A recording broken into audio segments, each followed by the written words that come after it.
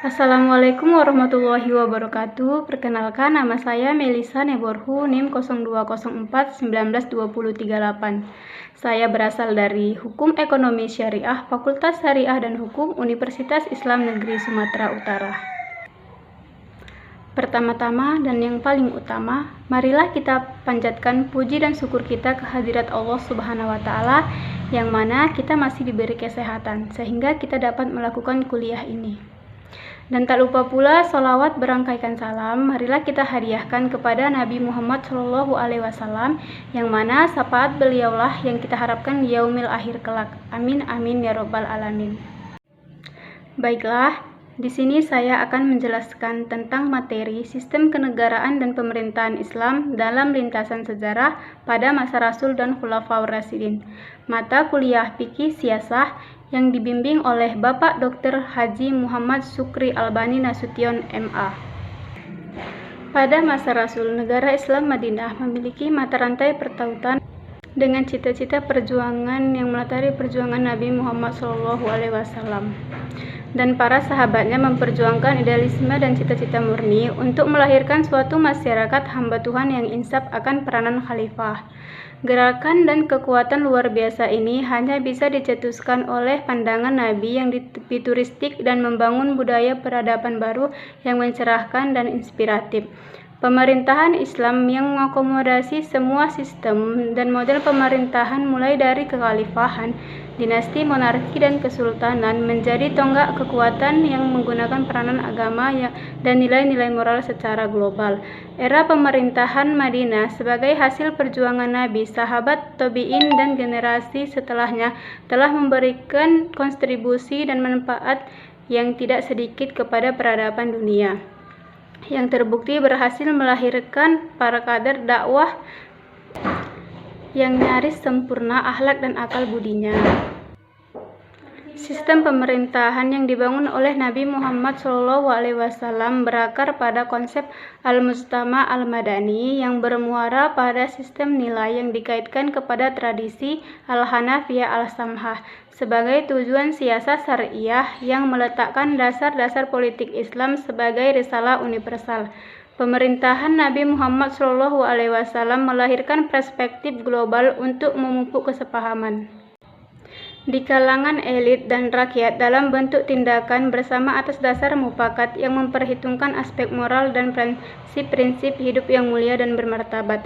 Pembangunan dasar-dasar politik pemerintahan Nabawi ini menyediakan ruang luas bagi transformasi peradaban yang bersendikan ilmu dan pemikiran. Madinah dibangun di atas sebuah konsorsium budaya Islam, Yahudi, Nasrani, Paganis, dan menjamin kebebasan beragama serta memberi kesempatan kepada rakyat untuk memupuk hubungan internasional. Secara sederhana, dari awal pembentukan negara, Nabi telah memikirkan dan merancang fasilitas penggemblengan sumber daya manusia dan pembelajaran, semisal sistem halaqah di masjid khutab untuk mengajak masyarakat membaca dan menulis.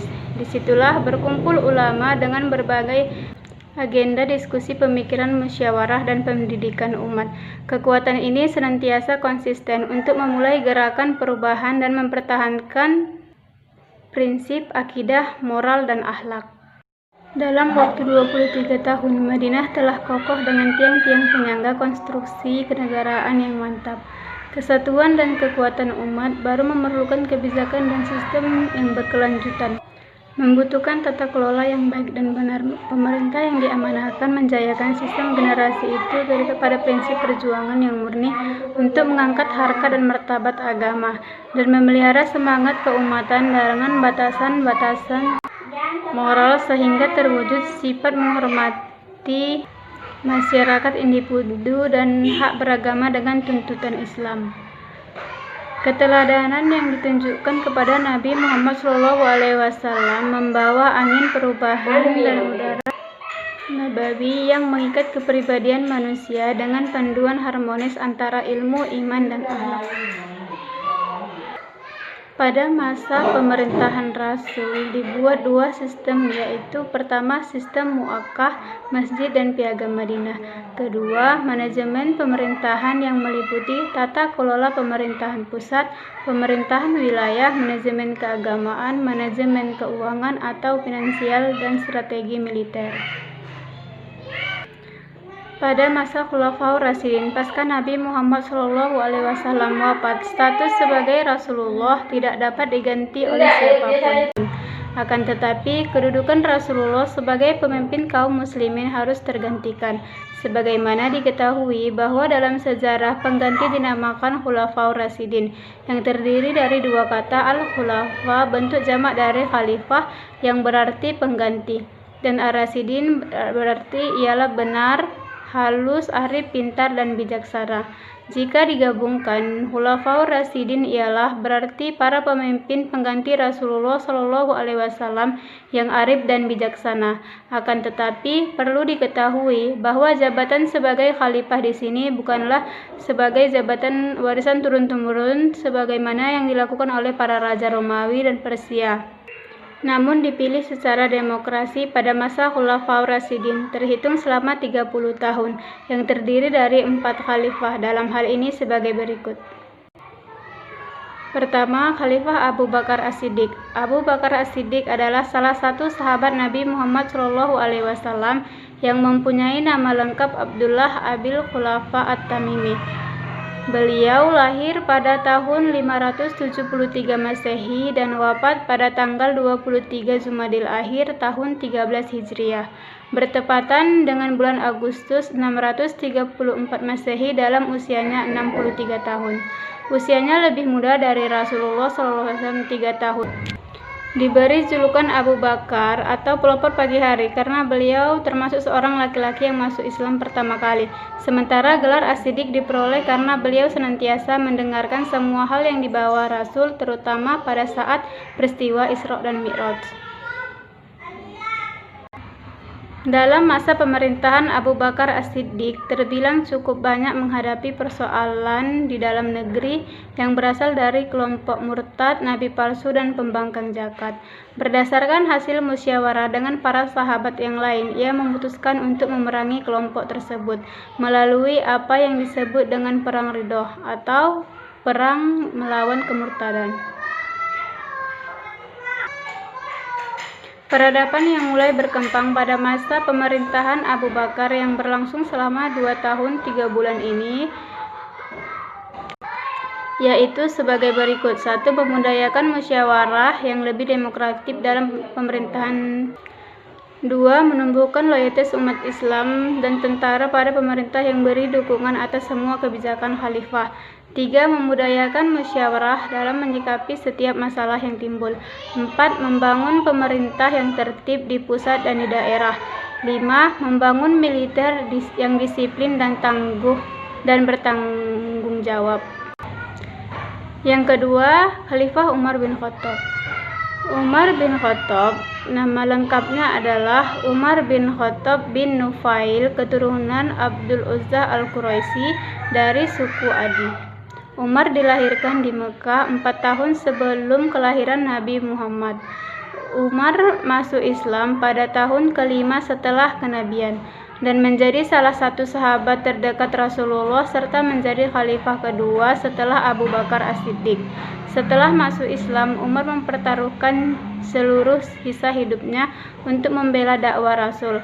Umar menjadi benteng dan pilar ajaran agama Islam yang paling kokoh. Dia menjadi kepercayaan Rasulullah sekaligus penasihat utamanya.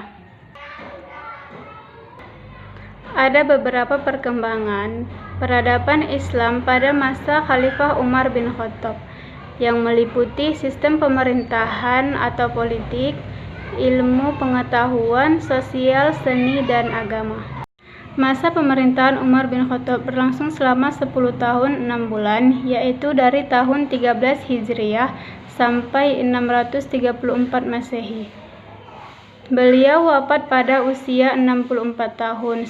Selama masa pemerintahannya oleh Umar dimanfaatkan untuk menyebarkan ajaran Islam dan memperoleh kekuasaan ke seluruh wilayah semenanjung Arab. Yang ketiga, Khalifah Utsman bin Affan. Nama lengkapnya adalah Utsman bin Affan bin Abil bin Umayyah dari suku Quraisy. Ia memeluk Islam karena ajaran Abu Bakar dan menjadi sahabat dekat Rasulullah. Pada waktu itu ia sangat kaya, namun tetap sederhana dan sebagian besar kekayaannya digunakan untuk kepentingan Islam. Ia juga mendapat julukan Dzun Nurain, artinya yang memiliki dua cahaya, karena menikahi dua putri Nabi Muhammad secara berurutan setelah salah satunya meninggal. Terakhir yang keempat, Khalifah Ali bin Abi Thalib. Ali adalah putra Abu Thalib, paman Rasulullah. Nama ibunya adalah Fatimah. Ali dilahirkan 10 tahun sebelum Rasulullah. Ali terpilih dengan suara terbanyak dan yang berkuasa setelah Utsman tergenggam di tangan kaum pemberontak itu sendiri adalah Ali. Pada saat itu Ali mendapatkan banyak dukungan dari sahabat senior dan juga para pemberontak pada masa Khalifah Utsman.